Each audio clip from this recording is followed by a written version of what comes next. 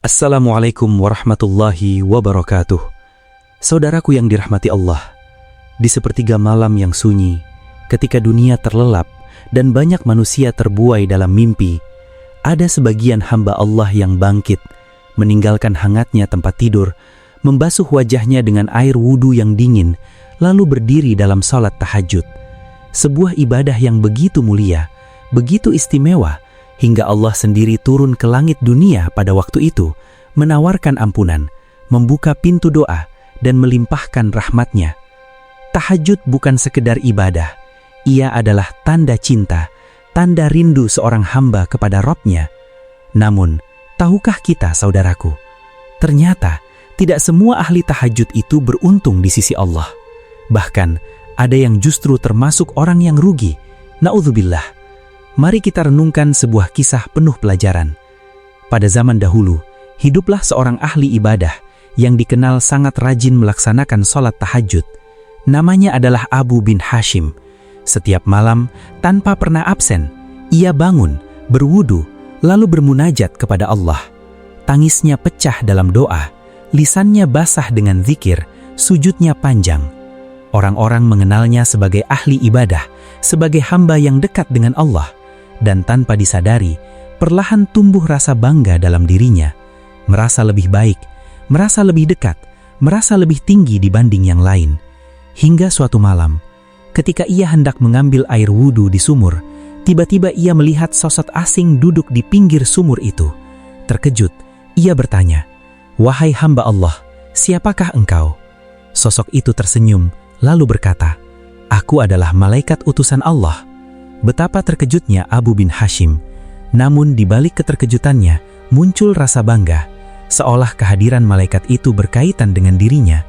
Lalu ia bertanya, "Apa yang engkau lakukan di sini?"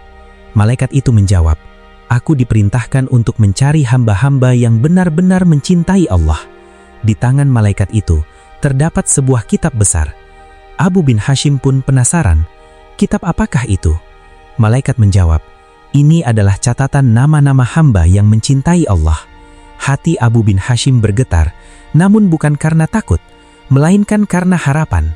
Ia yakin dengan semua ibadahnya, dengan tahajudnya yang tak pernah putus, dengan doa dan zikirnya, pasti namanya ada di dalam kitab itu. Dengan penuh percaya diri, ia berkata, "Wahai malaikat, apakah namaku ada di dalamnya?" Malaikat itu pun membuka kitab tersebut, mencari satu persatu. Namun, tidak ditemukan. Abu bin Hashim terkejut. "Coba periksa lagi, mungkin engkau terlewat." Malaikat itu mencari kembali, lebih teliti. Namun hasilnya tetap sama. Namanya tidak ada. Seketika, tubuh Abu bin Hashim lemas. Ia jatuh tersungkur, air matanya mengalir deras. Ia menangis sejadi-jadinya. "Betapa ruginya aku, setiap malam aku bangun, aku sholat, aku bermunajat, tapi namaku tidak termasuk hamba yang mencintai Allah." Tangis itu bukan tangis biasa, itu adalah tangis kesadaran, tangis kehancuran hati. Lalu malaikat itu berkata, "Wahai Abu bin Hashim, bukan aku tidak tahu engkau bangun setiap malam, bukan aku tidak tahu engkau menggigil dalam dinginnya air wudhu, tapi tanganku dilarang oleh Allah untuk menuliskan namamu." Hati Abu bin Hashim seperti disambar petir. "Kenapa? Apa kesalahanku?" Malaikat itu menjawab, "Engkau memang beribadah, tapi engkau banggakan ibadahmu, engkau pamerkan amalmu, dan engkau sibuk dengan dirimu sendiri. Padahal di sekitarmu ada orang yang kelaparan, ada yang sakit, ada yang membutuhkan bantuan, namun engkau tidak peduli.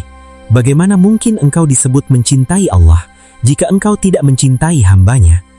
Saudaraku, kalimat itu sangat dalam, sangat menusuk. Karena seringkali kita juga seperti itu, rajin ibadah, tapi lupa peduli, rajin doa, tapi pelit berbagi, rajin tahajud, tapi hati masih keras. Padahal dalam Islam, ibadah tidak hanya hubungan dengan Allah, tetapi juga hubungan dengan manusia. Rasulullah Shallallahu Alaihi Wasallam bersabda bahwa sebaik-baik manusia adalah yang paling bermanfaat bagi orang lain. Apa gunanya panjangnya sujud jika tetangga kita kelaparan? Apa gunanya indahnya doa jika kita menutup mata dari penderitaan sekitar? Apa gunanya tahajud jika hati kita dipenuhi riya? Sejak malam itu, Abu bin Hashim berubah. Ia tetap tahajud, namun kini dengan hati yang lebih rendah, lebih ikhlas, lebih takut. Ia mulai membantu orang lain, memberi makan yang lapar, menolong yang kesusahan, menguatkan yang lemah, karena ia sadar cinta kepada Allah harus dibuktikan dengan cinta kepada sesama. Saudaraku yang dirahmati Allah, mari kita renungkan diri kita. Sudahkah ibadah kita benar-benar ikhlas? Atau masih ada rasa ingin dipuji? Sudahkah kita peduli pada sesama? Atau masih sibuk dengan diri sendiri? Ingatlah, Allah tidak melihat banyaknya amal, tetapi keikhlasannya. Dan Allah tidak hanya menilai hubungan kita dengannya, tetapi juga bagaimana kita memperlakukan sesama. Jika hari ini kita rajin tahajud, maka sempurnakanlah dengan sedekah. Jika kita rajin doa, maka lengkapilah dengan kepedulian. Jika kita ingin dicintai Allah, maka cintailah hamba-hambanya. Semoga kita tidak termasuk orang yang rajin beribadah, namun rugi di sisi Allah. Semoga kita menjadi hamba yang ikhlas, rendah hati, dan penuh kasih.